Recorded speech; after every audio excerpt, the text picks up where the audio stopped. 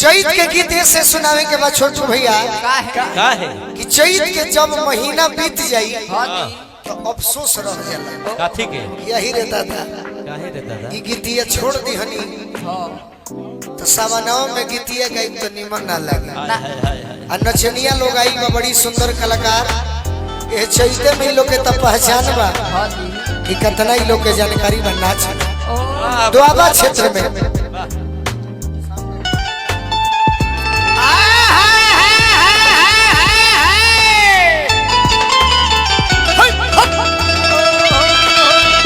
बीच में चंदन जी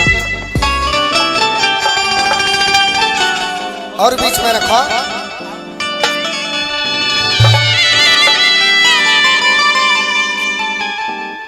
चैत के सजावल जाला कैसे राजा भैया कैसे किया बला भवानी मैया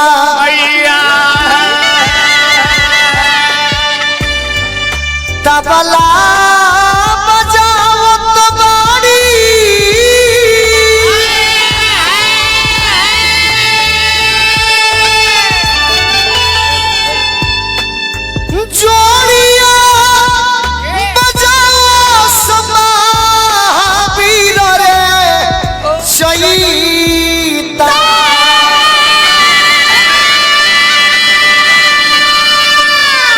जोड़िया बजाओ समाहा तो गाँव के बरहबोय बाबा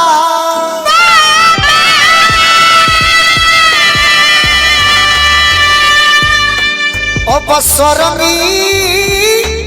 खिचत बाड़े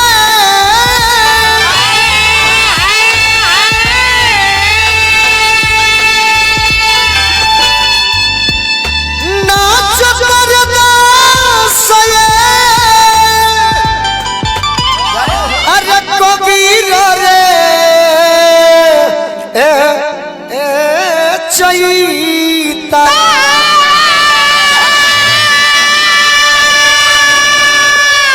नचतर दास एक जानी को तरीका दुआबा क्षेत्र राम पिया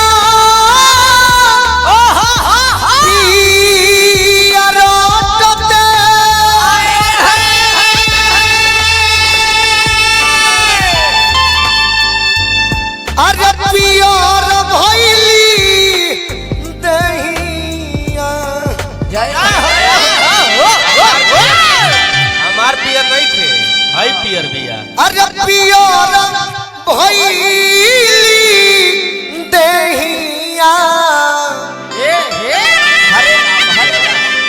ए रामा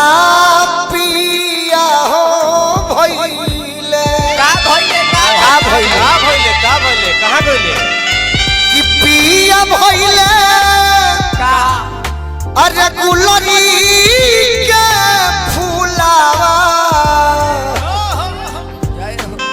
ए